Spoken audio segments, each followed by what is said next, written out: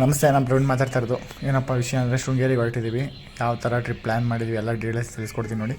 ನಾವು ಇದೇ ಬಸ್ ಮಾಡಿದ್ದು ಸ್ಲೀಪರ್ ಕೋಚು ವಿತ್ ಚಾರ್ಜಿಂಗ್ ಎಲ್ಲ ಇತ್ತು. ಅಲ್ಲಲ್ಲೇ ಸ್ಟಾಪ್ ಕೊಡ್ತಾನೆ, ವಾಶ್ರೂಮ್ಗೆಲ್ಲ ಏನು ಪ್ರಾಬ್ಲಮ್ ಇಲ್ಲ, ಚೆನ್ನಾಗಿದೆ ಫೆಸಿಲಿಟೀಸ್ ಎಲ್ಲ.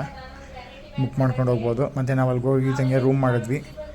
ಅಲ್ಲಿ ಡೈರೆಕ್ಟ್ ದರ್ಶನಕ್ಕೆ ಹೋಗೋಕ್ಕೆ ಹತ್ರನೇ ರೂಮ್ ಮಾಡಿದ್ವಿ. ಯಾಕಂದರೆ ನಮ್ಮ ರೂಮಿಂದ ದೇವಸ್ಥಾನ ನೋಡಿ ಅಲ್ಲಿ ಕಾಣಿಸ್ತಿದೆ ನೋಡಿ, ಅದೇ ದೇವಸ್ಥಾನ.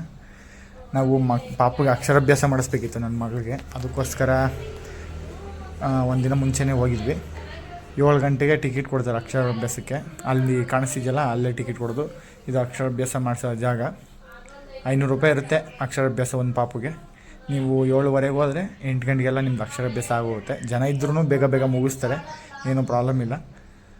ಅಕ್ಷರಾಭ್ಯಾಸ ಮುಗಿಸ್ಕೊಂಡು ನೀವು ಅಲ್ಲೇ ದರ್ಶನ ಮಾಡ್ಕೋಬೋದು. ಫಸ್ಟ್ ಅಕ್ಷರಾಭ್ಯಾಸ ಮುಗಿಸಿದ್ರೆ ಆಮೇಲೆ ನಿಮಗೆ ದರ್ಶನ ಈಸಿ ಆಗುತ್ತೆ. ಇದು ನಮ್ಮ ಮಗಳಿಗೆ ಅಕ್ಷರಾಭ್ಯಾಸ ಮಾಡಿಸಿದ್ದು ದೇವಸ್ಥಾನ. ಅಕ್ಷರಾಭ್ಯಾಸ ಮಾಡಿಸಿರೋ ಟಿಕೆಟಲ್ಲೇ ನಿಮಗೆ ಪ್ರಸಾದ ಕೊಡ್ತಾರೆ, ದೇವಸ್ಥಾನದ ಪ್ರಸಾದ. 500 ಕಟ್ಟಿರ್ತಿರಲ್ಲ, ಅದಕ್ಕೆ ಪ್ರಸಾದ ಕೊಡಿಸ್ತಾರೆ. ಅಲ್ಲಿ ವಿಸಿಟ್ ಮಾಡ್ಬೋದು. ಸಣ್ಣ ಪುಟ್ಟ ಪ್ಲೇಸಸ್ ಇದೆ. ಆಮೇಲೆ ಮಕ್ಕಳಿಗೆ ಆಟಾಡೋಂಥ ಪ್ಲೇಸಸ್ ಸ್ವಲ್ಪ ಇದೆ.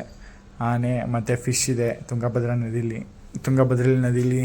ನನ್ನ ಮಗಳು ತುಂಬ ಆಟ ಮಾಡಿಳು ಅಂತ ಅವಳಿಗೆ ಸ್ನಾನ ಅಲ್ಲೇ ಮಾಡಿಸಿದ್ವಿ. ಅಂದರೆ ಈಜಾಡಿಸಿದ್ವಿ. ಮಧ್ಯಾಹ್ನ ಅಲ್ಲೇ ಇದ್ವಿ, ಯಾಕಂದರೆ ನಮಗೆ ಸಂಜೆ ಬಸ್ ಇದ್ದಿದ್ದು, ಅದರಿಂದ ನಾವು ಅಲ್ಲೇ ಉಳ್ಕೋಬೇಕಾಯಿತು. ಸಂಜೆ 8 ಗಂಟೆಗೆ ಬಸ್ಸಿತ್ತು ನೋಡಿ. ಅವಳಿಗೆ ಈಜಾಡಿಸ್ತಿದ್ವಿ, ಫುಲ್ ಖುಷಿಯಾಗಿ ಈಜಾಡ್ತಿದ್ಲು.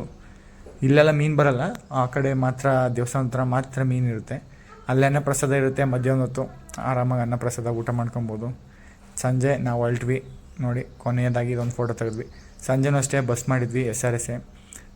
ಫುಲ್ ಫೆಸಿಲಿಟೀಸ್ ಚೆನ್ನಾಗಿತ್ತು. Sleeper coach.